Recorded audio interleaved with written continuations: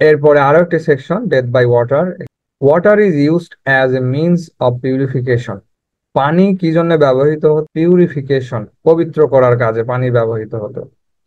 The story of a Greek sailor Phlebas is used here to indicate the search for materialism. একজন Greek নাবিক ফ্লেবাসের গল্প এখানে ব্যবহার করা হয়েছে মূলত বস্তুবাদের অনুসন্ধান নির্দেশ করতে, যে তৎকালীন সময়ের লোকেরা বস্তুবাদের পিছনে কেমন ভাবে ছুটত।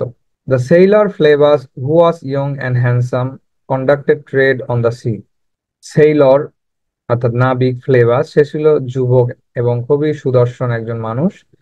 সে সমুদ্রে ব্যবসা পরিচালনা করত, অর্থাৎ তার মাল সমুদ্রে আনা নেওয়া করত। Once he overloaded his ship and sank in the middle of the C.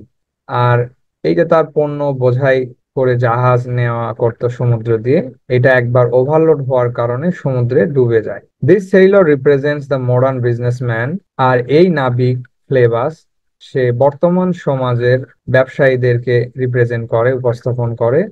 Who is greedy in the pursuit of materialism বা ওয়েলথ, যারা এই বর্তমানে বস্তুবাদী সমাজের বা অর্থনীতির জন্য অনৈতিক উপায়ে অর্থ উপার্জনের জন্য লোভে পড়ে আছে।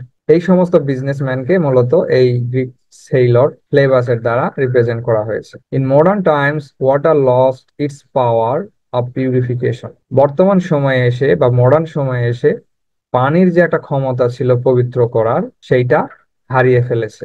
Rather it drowned the waste landers. আর এই কারণেই, অর্থাৎ পানির যে এখন পবিত্র করার কোনো ক্ষমতা নেই, এই কারণে পানি তাদেরকে ডুবিয়েছে, মানে সমুদ্রের মধ্যে। অর্থাৎ এই ফ্লেভাসের জাহাজকে সমুদ্রের মাঝখানে ডুবিয়ে ফেলেছে।